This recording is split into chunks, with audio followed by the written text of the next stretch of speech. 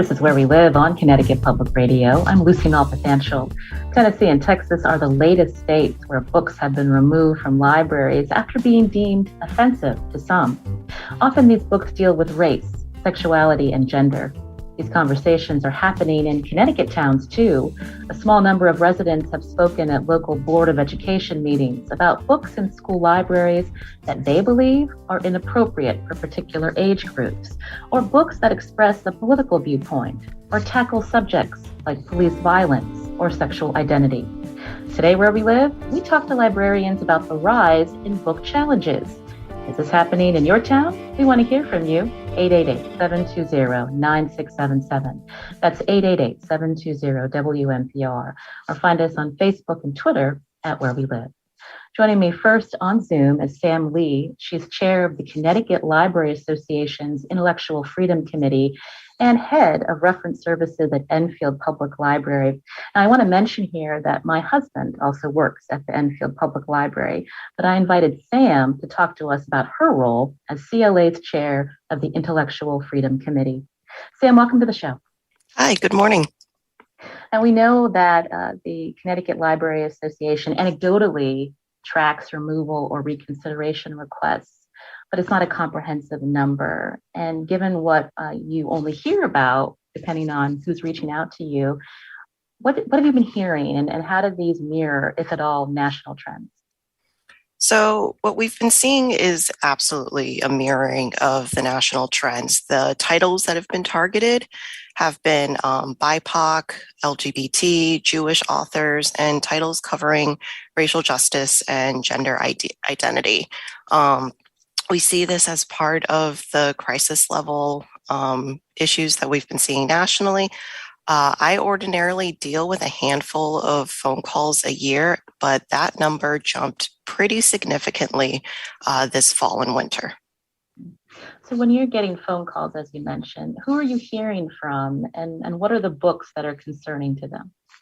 So I hear mostly from public librarians, since my role with the Connecticut Library Association deals mostly with public librarians. The titles that have been challenged the most that I've been hearing about have been LGBT titles. You'd also mentioned BIPOC books, so that stands for Black, Indigenous, People of Color. So whether it's other voices being represented in books or also books by people of color authors? Yes. And so when you're getting calls from other libraries about a particular request from the public about a particular book, how do you counsel them about, the process that local towns and public libraries should be following? So most public libraries have a reconsideration policy, and that's the process by which patrons can submit their complaints about a book or a title. Sometimes it's a verbal complaint, and I get phone calls about that as well. But the formal reconsideration process involves filling out a form, the title in question, what was offensive or upsetting about the book that the patron wants removed, and what are their suggestions for what to do with that title, either completely remove it from the library, relocate it, and the like. And normally this follows, so once we get this complaint, individual libraries will vary as to who reviews it. Sometimes it's a whole committee, sometimes it's administration, just the library director or the library board. But then they take the reconsideration request, take a look at its complaints, and then figure out what to do with that title. More often than not, the title is retained on the shelves, and an explanation is given to why that is. I mentioned you're chair of the Intellectual Freedom Committee, and there's a reason that you were drawn to librarianship, Sam. And so when we talk about the freedom to read and what is available to all citizens in our country, talk through some of the decisions of why libraries would keep a book on a shelf. So we balance people's, we'll go with intellectual freedom first. So intellectual freedom is the right for everybody to read and write read and speak freely, and to have unrestricted access to information. That's a responsibility that libraries take very seriously. By having books on the shelves, we are encouraging a free exchange of ideas that's foundational to a functioning democracy. So our shelves are filled with conflicting books and ideas, and we serve a diverse community, so we have to cater to that. And occasionally, those books that we have on the shelves may offend somebody. I started the show talking about Texas and Tennessee, two states where books have been banned. When we look at Connecticut, as we were talking about, there may be more book challenges coming from the public. But as of now, when we think about books being banned in our state, this is something that is rare, Sam? Yes, it is. It's very rare that a book is actually banned from the shelves or removed. It might be relocated to a different collection that might be more appropriate, but outright bans happen relatively little. I also had mentioned some of the conversations happening in local communities. The Connecticut Examiner reported recently on a debate in the Haddam-Killingworth School District over some parents complaining about state-mandated eighth grade health curriculum that now must include gender identity and sexual orientation.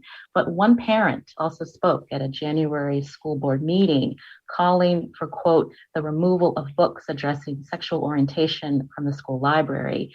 And that resident, Sam, went on to describe those books as, quote, filthy books.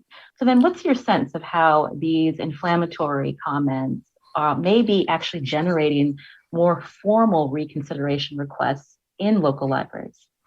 Absolutely. The use of incendiary language is absolutely sparking more challenges. And it's part of, yes, it's the use of incendiary language that is sparking more challenges, that is triggering people to challenge more books. You're listening to Where We Live on Connecticut Public Radio. My guest is Sam Lee, chair of the Connecticut Library Association's Intellectual Freedom Committee. She's also head of reference services at Enfield Public Library. As we talk about book challenges or requests by the public to remove books deemed offensive by some. Now, the American Library Association, or ALA, puts out a list of the top 10 most challenged books each year. YA, or young adult author Jason Reynolds, is on the 2020 list for two of his books, All American Boys and Stamped. This is what Jason Reynolds said on the Stephen Colbert Show in December when he was asked about this list. For those of us who are going through it, for those of us on that list, it's not a badge of honor. People always say, congratulations, you're doing something right. It's like, yeah, but at the same time, there's been access cut for all the young people who might need these books and where they only might get them in schools. You can't take for granted that there may not be a library or a bookstore in everybody's community, or that there may not be a $20 bill to go and buy the books that they no longer have access to because of these bannings, right? Second of all, I just think people should understand that at the end of the day, we as adults, we claim that we want our children to grow up to be better than we are. And in order to do so, they must have the information that we did not have. Sam, did you want to respond to what Jason Reynolds shared, again, as your role, also as a librarian in your community? Absolutely. I agree with everything that he said, that to remove a book because it might be offensive robs children of the opportunity to explore ideas, to develop those critical thinking skills that everyone's so keen on developing in children. Those books are absolutely necessary for children, and to remove them is to rob them of experiences that they otherwise wouldn't have. It's a nice safety net when there are difficult topics to encounter, that seeing them through books is a safer way to do it than living those experiences. It develops empathy for students in a way that television or other media might not. And it's important to have those books there. I mentioned the American Library Association. Joining us now on Zoom is Deborah Caldwell Stone. She's director of the ALA Office for Intellectual Freedom. Deborah, welcome to our show. Thank you for having me. The ALA reported last fall there was an unprecedented number of removal requests being put out. Has it kept up when we look at where we are today? Absolutely. We recorded 330 reports of unique censorship cases between September 1st and December 1st of this year. We're still tallying our data from 2021, but we are seeing another 150 challenges reported to our office in December of 2021 as well. We're well on track to probably double our numbers from 2019 and 2020, which were around, to measure all that, I would tell you that in 2019, the last year when schools and libraries were fully open, we recorded 377 challenges for the entire 12-month year. But right now, just in the fall alone, we're looking at nearly 425 challenges. And it's, as I said, we're still recording data.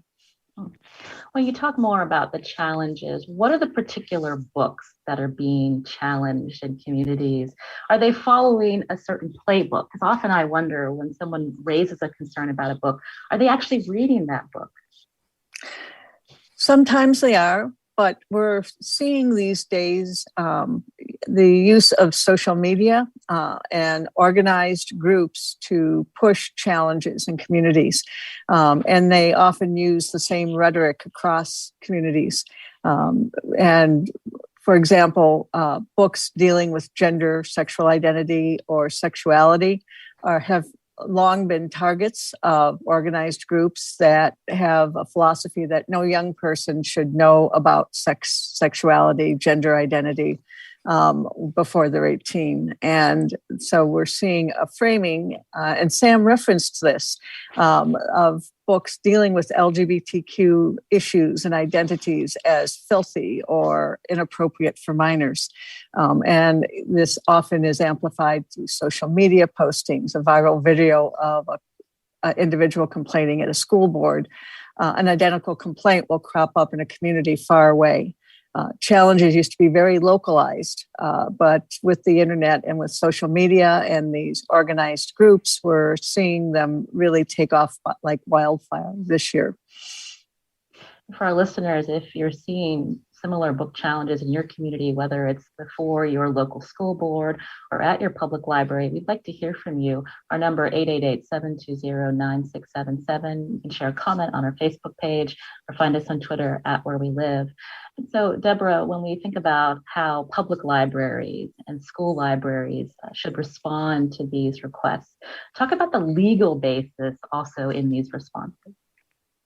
Well, we have the decision of the Supreme Court from 1982, the PICO decision, which held that school boards functioned under the Constitution and the First Amendment. And this goes for public library boards as well, that they can't remove books from the library collection simply because they don't like the ideas in the book or because they don't like the viewpoint expressed by the author or the publisher in the book. With schools, there's a little more discretion, but the school library does have First Amendment, users of the school libraries have First Amendment protections, and that protection is even broader for the public library. So we've had cases where even restrictions that kept the book in the library were overturned as a burden on library users' First Amendment freedoms, or a student's First Amendment freedom to browse the public library or the school library, excuse me. Sam, did you want to chime in about how often you may be hearing from school libraries about particular challenges that are coming up recently? Unfortunately, I don't hear as much from school librarians, and that's sort of a function of how school libraries and librarians work. Often they work in isolation, that they don't have other colleagues to talk to regularly about what's going on in their libraries, and seeing if that's part of a larger trend. Public libraries, I think, because we work in a building with other librarians, we're automatically able to fall back on our colleagues' expertise. Whereas in school libraries, that isn't always an opportunity available to them. And they may feel like they can't reach out for support or help. And they continue to work in isolation and sometimes make decisions that are self-preserving, that they want to keep their jobs, that these students absolutely need a school librarian and might not feel comfortable reaching out and asking for help. Deborah, I'm wondering if you could respond to what Sam shared. Do you have that same feeling from working through the ALA? Absolutely. We find that school librarian, part of the issue, of course, is that there are fewer school librarians these days than there were a decade ago. And when you have a non-librarian working in the library, they may not even know about the support available through state associations or the national organization. But when you work in a small community and you don't have very many resources, it can be very intimidating. Even though we promise absolute confidentiality to anyone reporting a censorship incident to our office, we find that many are reluctant to do so because they are fearful for their jobs or don't want the community attention. But we really do see that we hear mostly from public libraries. When we look at some of our overall statistics over time, about 40% of our reports come from school libraries, but we suspect it's much more because there is this silent censorship that takes place that never gets reported, doesn't appear in the local press coverage. A parent or a group complains to an administrator or principal, and that individual goes straight to the library, pulls the book, sticks it in their drawer, and it's never heard from again. And access is effectively cut off for the students in that school. Our own Jackie Rabe Thomas pointed out to us here, she's a reporter at Connecticut Public, that looking at the State Department of Education numbers, there's been a 24% drop in school librarians and support staff over the last 5 years in Connecticut schools. When you hear that, Deborah, how concerned are you about the nature of librarianship in schools in our state, in Connecticut? I'm deeply concerned for the decline in numbers in school librarians. School librarians do much more than simply catalog books. They foster literacy, a love of reading, try to inculcate a lifelong love of reading, making all kinds of opportunities for learning and engagement available to students, developing research skills, an understanding of what is a reliable source of information for starters, that media literacy that's so critical these days. So when you don't have a school librarian who has gone through the years of education, who understands how to build a collection to serve the needs of a diverse community, and school communities certainly are diverse, we're really missing an opportunity to enhance and enrich the education of our young people and equip them to go to higher education, to careers, to the military, wherever their life takes them, with the kind of ability to do research, understand different ideas, engage in critical thinking that's so vital to being able to function well today. Before we head to break, and we'll be speaking to a school librarian coming up here on Where We Live, Deborah, you outlined some of the stats of book challenges and how those are rising across the country. But when we think about how these situations are then handled, the fact that Sam said earlier that book banning in our state has been rare. Are you still concerned about what you may and other librarians may encounter in the next few months as these trends continue? Absolutely. What we're seeing, too, is an effort in state legislatures to dictate what can be in the library and what librarians can do in school libraries. We are actually tracking legislative efforts to ban any consideration of works dealing with the experiences of BIPOC persons or LGBTQ persons in K through 12 schools. in the belief that that somehow is divisive or what, or harmful to young people. But instead, what it is actually a limitation, an erasure of marginalized voices from the shelves of our school libraries and even our public libraries. And we're deeply concerned for this trend and the ability of librarians to address this type of censorship. We're really, we're seeing an effort to, in the name of freedom, to erode our liberties and diminish our democracy, which depends on our ability to speak and read freely without the government telling us what to think or believe. But we're seeing those trends throughout the United States right now. You're hearing Deborah Caldwell-Stone here on Where We Live, Director of the American Library Association's Office for Intellectual Freedom. Deborah, thank you for joining us today. Thank you for having me, Lucy. Staying with us is Sam Lee, Chair of Connecticut Library Association's Intellectual Freedom Committee, as we keep talking about these book challenges that are increasing around our country, including in our state. After the break, we talk about how school librarians are responding to concerns from the public over certain books. Is this happening where you live? You can join us too, 888-720-9677, or find us on Facebook and Twitter at Where We Live.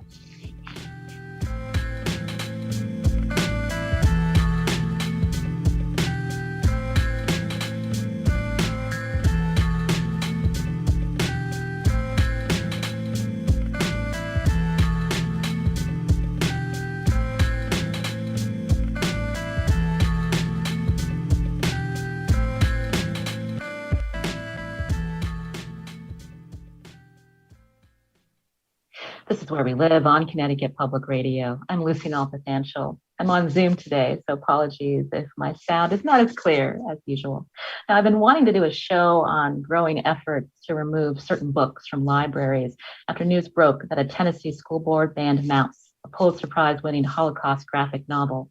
NBC News reported 12 school districts in Texas have removed books based on race, sexuality, and gender since this school year began. We wanted to know if there were similar efforts happening in Connecticut.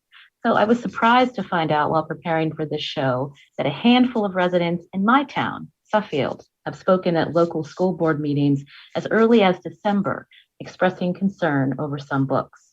And a local school board member also expressed his concern and brought up Ghost Boys as an example of a book banned in other states, but available at the local intermediate school. The Suffield Board of Education plans to review its policy on library materials next week, and parents in support of the freedom to read are expected to speak at tonight's board meeting. Now, when members of the public question a book being in a library, how should school library staff and school districts respond? Joining us now on Zoom is Barbara Johnson, library media specialist at Jackter Intermediate School in Colchester, and she's the past president of the Connecticut Association of School Librarians. Barbara, welcome to our show. Good morning, Lucy. Thanks for having me.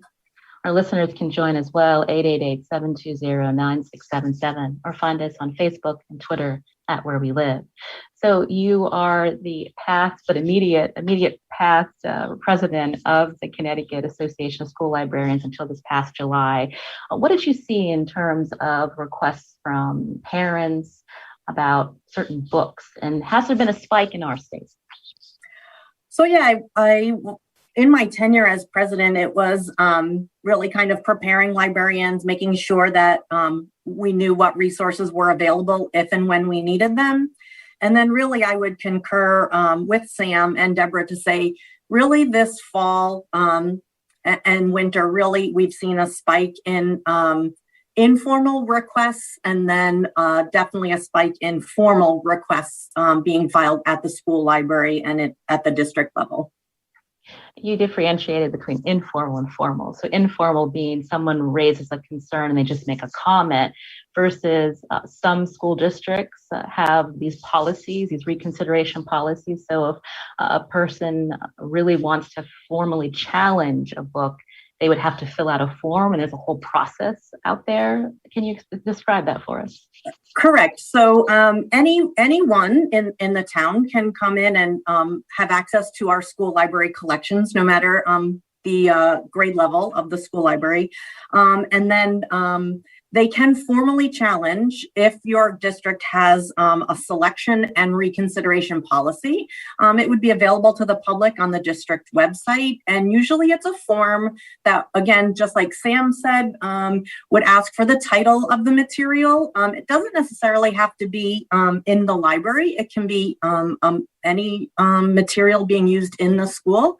It doesn't necessarily have to be a book. It could be an ebook or a website, but it's a formal request of why the material, the title of the material, how you heard about the material. So it would be relevant whether you heard about this on social media or whether you've read the material yourself and have a concern for this to be reconsidered. And then along with that formal form, there's usually a pretty formal process in which that form is then handled, including a subcommittee being gathered to review that material, read that material, and find out how that material was selected and aligned to the curriculum, content, or age group of that library. And then once that consideration process is completed, there's a recommendation by that committee to the Board of Ed and superintendent of what happens to that book or educational material.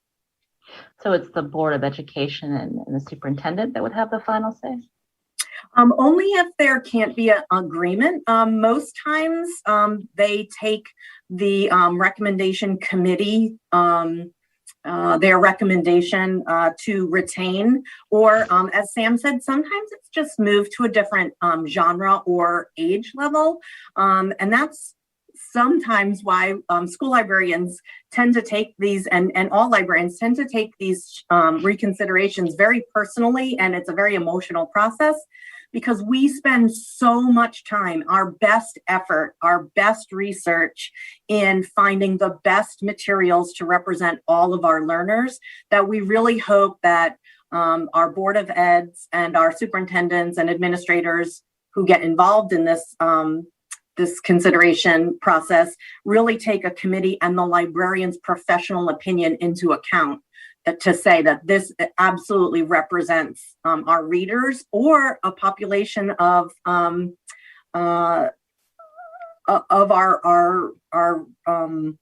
clientele, our students, that we really need to represent in our library. You're the subject matter experts. And so when I read that statistic earlier from the State Department of Education, there's a 24% drop in school librarians and support staff over the last 5 years in our state.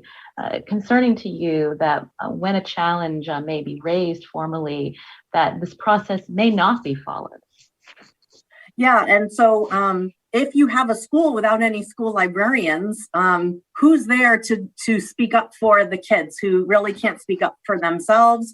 If you have someone who is just kind of monitoring the library and not really curating a collection or maintaining that collection, that is something that just as easily, like you said, somebody walks into the library, takes the book off the shelf, and the book is never seen or heard from again.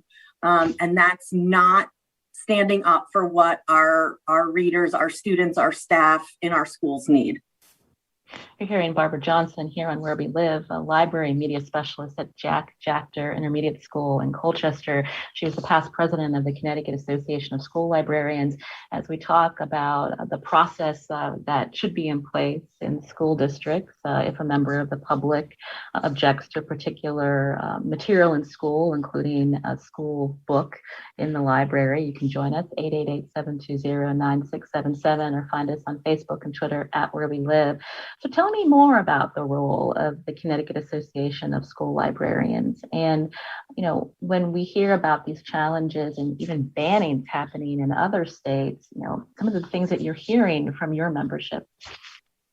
So I hear just a lot of concerns, and we have a very robust and vibrant membership and an organization right now.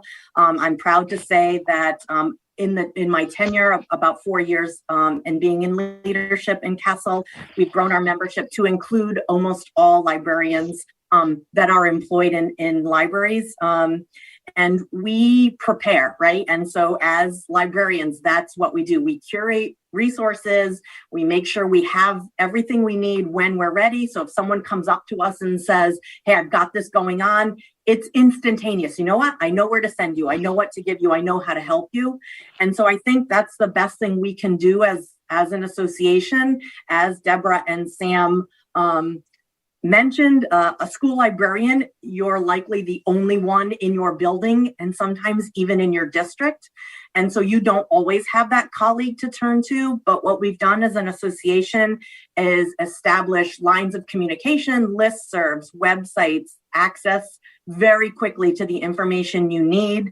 We're very active on social media in order to get the resources people need out to each other. Many times we don't come in and say, oh, we're going to go to Suffield, right? And you said you had some discussion at a Board of Ed meeting. Castle isn't going to come into Suffield and say, look, all these librarians say that. We're going to talk to the school librarians in your district. We're going to give them the resources that we need. We're going to be that sounding board. We're going to take the emotion out of it. Many times, the people speaking in front of school boards in those viral videos, people coming to the library, asking for books to be removed, have this emotion behind it. They're parents, they're citizens, and they are concerned. They are concerned about the material they're reading. But again, that's not the facts. And I think that's what we do as librarians, is we kind of bring down the emotion. We look at all sides of the conversation, which is the very purpose of having a library, whether it's public or school, is to bring in all sides of the conversation, have all viewpoints available. And by removing a single viewpoint, you're not doing your job as a library or a librarian. And that is our job, to speak up for these viewpoints, because just because that parent speaking up says it's not right for their family or their student, I have another family who it is 100% appropriate for, 100% needed for that student to identify with the author, to identify with the protagonist in that book, to identify with the person on the cover. They need to see themselves in all libraries. And by removing books based on LGBTQ plus issues or biopic authors or protagonists, we're taking that side of the story out of the library. You'd mentioned Suffield. There's an elementary school in Brookfield, Connecticut, that's working through a book challenge now over a graphic novel drama, and the school's regulation for media removal requests calls for a report to be filed with the American Library Association and the Connecticut Library Association. In this case, the school librarian did contact the National ALA for guidance on the review process, approving the book circulation in response to the parent concern. The parent then took it to the Brookfield Board of Education, prompting a similar regulation to be drafted, and a vote on that new protocol is expected next month. One difference is the board's proposed protocol, if approved, would make contacting the National ALA optional. And so when you hear that, I'm just wondering, when we think about, the avenues to address these concerns, policies in place, why it should be important to have the ALA involved when we think about the rights of students and communities to access these materials. Yeah, regardless of what board policy says, as Deborah said, you should report this for statistics, for support, for getting your own personal informed decision making. And they can provide, along with Castle, ALA, and the Office of Intellectual Freedom, just provides a sounding board and help you to build that local voice. They're going to tell you what happens next. So even if your district doesn't have a reconsideration policy, if someone comes to you or comes to your school or in your community is challenging materials used, you should absolutely report this to ALA so that those statistics can be the most accurate they can be. I feel like school library statistics are low because my hope is that those informal book reconsiderations are taken care of, again, at a very, let's just read the book and let me show you why I selected this. And so it never really gets escalated, but I would still report to the ALAOIF, Office of Intellectual Freedom.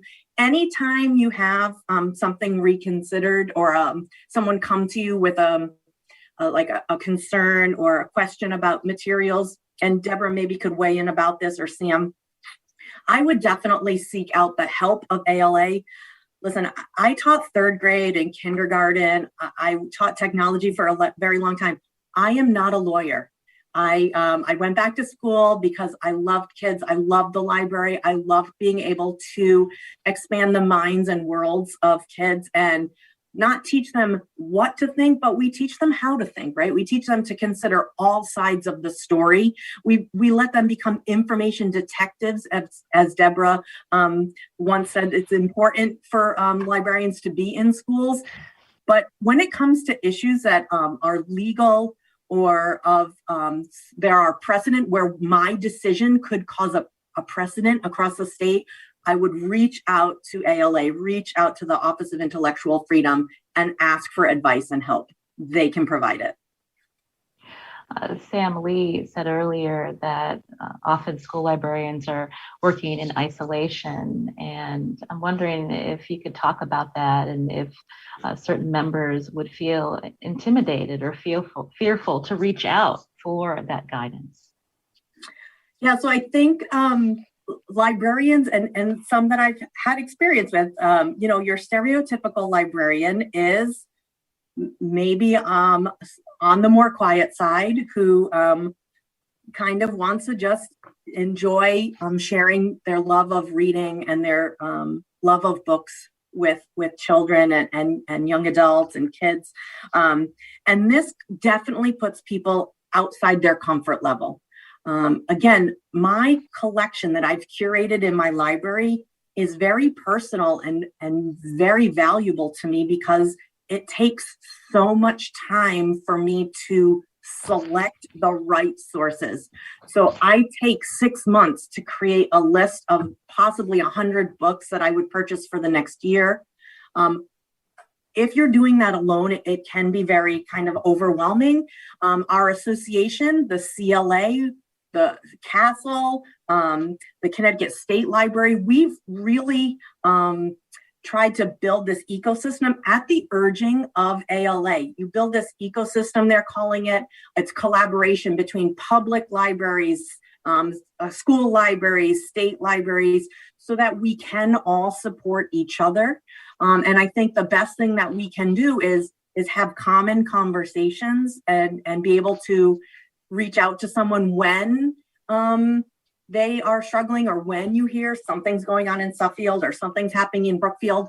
We're not going to walk in and say, listen, let us do this for you. We really want to walk in and say, what do you need help with? What can I take off your plate? What can I get for you?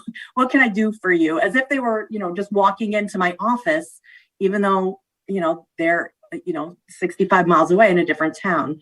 I think that we've worked really hard as an association. I think all library associations, whether it be CLA or the Connecticut State Library Association or the School Library Association, of breaking down those silos. The one thing we've definitely taken away from our time in COVID is that Zoom meetings and face-to-face is very valuable. And while we have 400 members and it's difficult to get them all together in the same place, we have regular meetings where we can bounce ideas off of each other and see each other in a Google Meet or a Zoom and be able to feel connected, even though we are in very different schools. You've been hearing Barbara Johnson here on Where We Live. She's a library media specialist at Jackter Intermediate School in Colchester and the past president of the Connecticut Association of School Librarians. Barbara, thank you for your time today. Thank you. You're listening to Where We Live. Coming up, we talk to a local teen services librarian about the books that teens and young adults are interested in, including graphic novels, some that have been the focus of requests to remove from the public. You can join us too. Find us on Facebook and Twitter at Where We Live.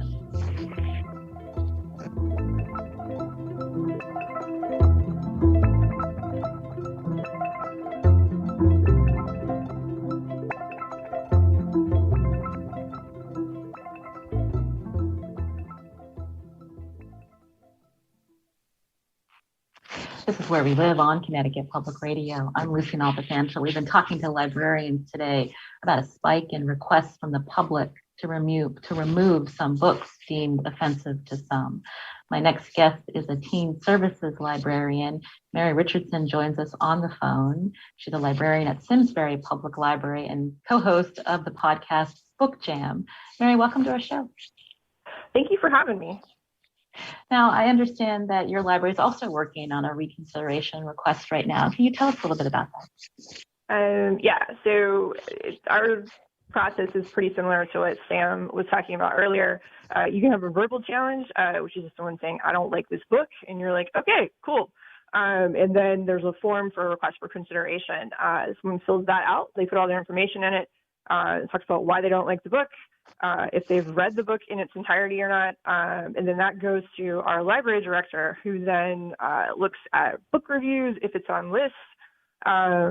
It just also will probably read the book and have a conversation, like the book we have in question right now, like we've had a conversation about it or two. She writes a letter, responds, sends it back to the patron. And then if the patron isn't happy with that and still wants to try and get this removed, they can come to the library board with their complaints. So we're in the middle of that process right now. And at the Simsbury Public Library, are these book challenges popping up more recently? I would say so. I was actually kind of surprised when we got a book challenge. I'm like, this is Connecticut. I'm originally from Georgia, so I kind of expect that when I'm down there, but not so much up here. And it seems to be like this one book, this one graphic novel, genderqueer, that is, we're not the only ones. There are other libraries across the state that have also gotten, a request for consideration on this. And you mentioned genderqueer, which is a graphic novel. It's been challenged nationally, and including in your town. Mary, producer Katie Pellico spoke with your co-host of the Book Jam, Marissa. She's at the neighboring library at Avon, who told us she got 4 calls in one day about this particular graphic novel. Only one of those generated a formal request, and the decision by the library was to keep it in the teen room. Now, the recommended reading age varies for genderqueer between the ages of 15 to 18, but the author, Maya Kobabe, told the Washington Post it was intended for, quote, high school and above. But Mary, when you think about the patrons that you're serving, including children and teens, can you tell us more about, in your view, getting the right book into the right hands is so important?